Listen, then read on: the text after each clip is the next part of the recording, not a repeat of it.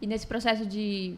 Quando tu questionava sobre a Antonella, ele falava, não sei o que, semana que vem. Ele ficava, então... Ele ficava adiando. E em que momento tu falou, não, eu acho que tá acontecendo alguma coisa? Quando ele me bloqueou.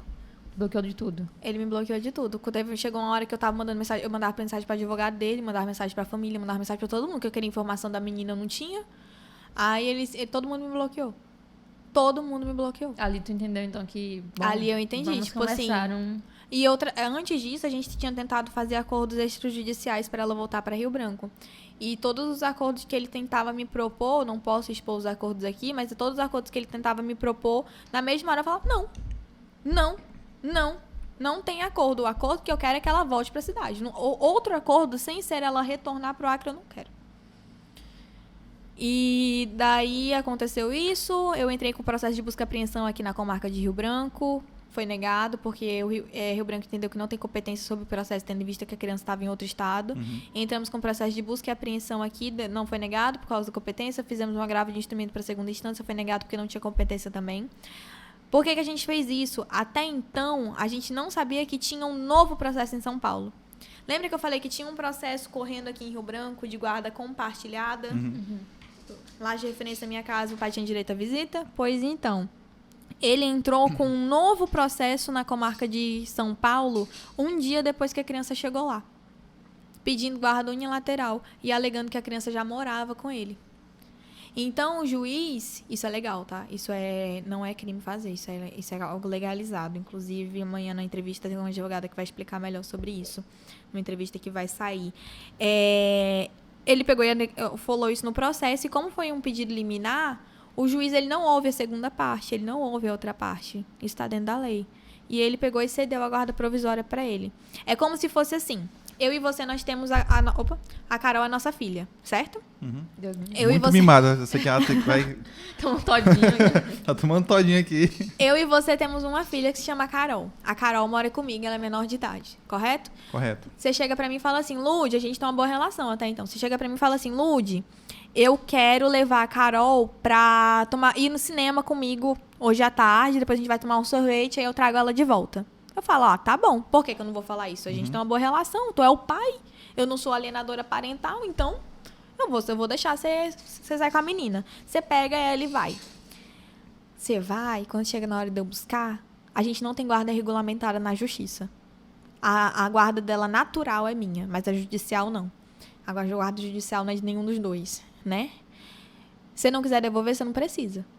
E não tem polícia no mundo que pega ela de volta. Porque a primeira reação que o pessoal tem, que o pessoal não entende, né? Não sabe das coisas, a primeira coisa que o pessoal fala assim, por que não chamou a polícia? Por que não foi lá buscar? Tu é a mãe, tu pode buscar, você não pode. Perante a justiça, o pai e a mãe têm direito 50% da criança. Então o pai não sequestra filho. Não existe esse pai sequestrar filho.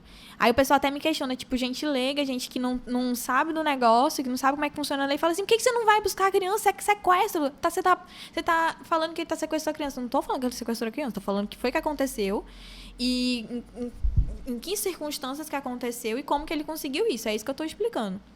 Em nenhum momento eu falo de sequestro, em nenhum momento eu falo de nada ilegal, em nenhum momento eu falo nada disso. Eu falo do jeito que ele conseguiu, né, fazer pra ele conseguir o que ele queria. Então, um dia depois dela ir pra lá, ele já deu entrada nesse processo de guarda, que tu falou, unilateral. Então, resumidamente falando, ele já desde esse comecinho, ele já estava Foi uma situação criada. Então, juridicamente, ele tem, vamos supor que ele tem a guarda e tu não tem. Juridicamente falando, ele tem a guarda provisória compartilhada da criança, que é quando a gente compartilha direitos e deveres sobre a mesma. Guarda compartilhada não tem nada a ver sobre morada. Ela tem a ver sobre a gente compartilhar os deveres e direitos da criança, né? Que, no caso, agora, eu não tenho isso respeitado. Eu não posso saber nada dela. Qualquer coisa que eu pergunte dela, terapia, pediatra, qualquer coisa que eu vá perguntar dela, eu não tenho nenhuma resposta.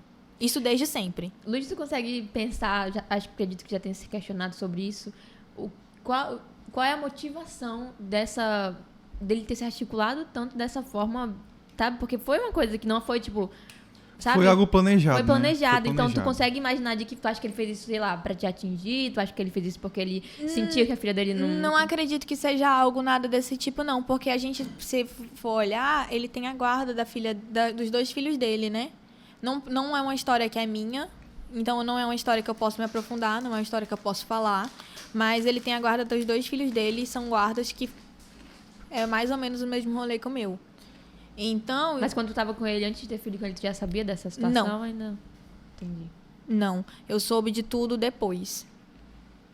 Tipo assim, depois que aconteceu o rolê, o pessoal começou a me contar. Eu fiquei tipo, mano, por que ninguém me falou isso antes? Tipo... É tipo chifre, né? tipo, a cor é a última a saber. Aí, tipo, depois que terminou tudo, gente, ninguém me contou. Eu não sabia dos rolês errados. Quando o advogado ele pediu pra tu assinar, realmente era? Tu chegou a ler o papel? Sim, lá tem escrito que é uma autorização de viagem. Só, e no né? final do documento tem falando que ela ia ficar em poder dele até que eu solicitasse o retorno, porque no momento eu tava impossibilitada. É, porque quando caso ela voltar, teria que ter também a mesma coisa. Isso, e depois, gente, ontem eu concedi uma entrevista pra Band TV. Pode falar, emissora? Pode. Ontem eu concedi uma entrevista pra Band TV e eles levaram um advogado. Pera aí, ela fala assim, pra Band TV pode falar? Pode? Já foi. Daí, eles levaram um advogado pro negócio, né? Pra entrevista. E ela pergunta sobre esse documento. E o advogado fala lá no documento, na entrevista, ele fala, gente, processos que tem criança, pensão, guarda, esse tipo de coisa, documentos feitos pelo advogado do terceiro, sem análise do outro advogado e só autenticado em cartório, não tem, como é que chama? Validade? Não tem validade. Então, assim, ele fez eu assinar um documento que não tem validade, anexou lá no processo para conseguir uma guarda unilateral. E porque, tipo assim, quem lê o processo de fato antes da minha manifestação acha que, de fato, ele tá com razão, entendeu? Mas não tem nada contra mim no processo. Quer dizer... Deixa em off. Deixa em off.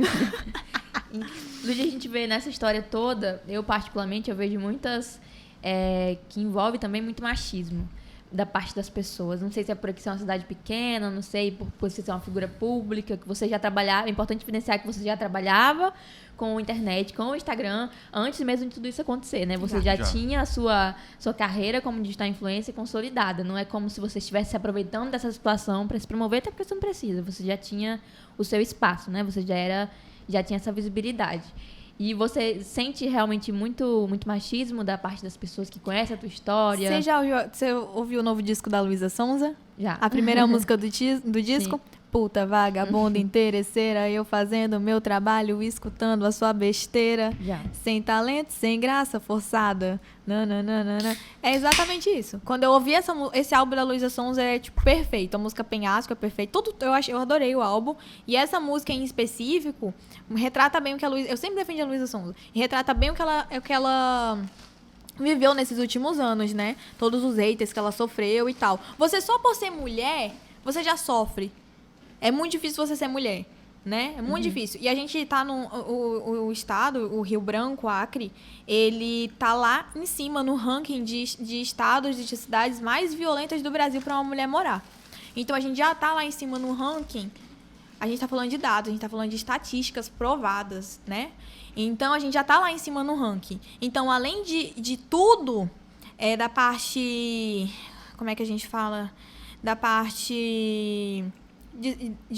não é de vivência, não é essa palavra que eu quero. Fugiu a palavra da minha cabeça. Mas assim, além de tudo, além do que a gente já vive no dia a dia, isso é uma estatística provada. A gente tem prova estatística em status que isso de fato é algo muito difícil. Então, as pessoas, além disso, a gente ainda sofre muito com a falta de informação das pessoas. As pessoas, elas conseguem colocar a violência moral, psicológica e patrimonial como se ela não tivesse importância. E colocar somente a violência física como importante. Até eu lembro que quando tu estava falando na live, que tu comentou sobre a lei da Maria da Penha, que muitas pessoas falaram, então quer dizer que ele te agredia. E tu sempre deixa claro que não, ele nunca me agrediu. Mas a violência, ela não vem apenas dar um murro, te bater, te agredir. É como tu falou, né? A questão da dependência financeira, a questão psicológica, tudo isso se enquadra dentro da lei da Maria da Penha. E toda a violência começa por um estágio. A pessoa, ela não vai começar te dando murro. Eu não estou mais falando do meu caso, não estou falando mais da minha situação, estou falando de um geral. E de um geral que isso é comprovado por psicólogos e tudo. Quem estuda um pouquinho sobre isso, e eu estudo muito sobre as coisas que eu quero falar, porque eu gosto de ter propriedade de fala, sabe disso. A violência, ela tem estágios.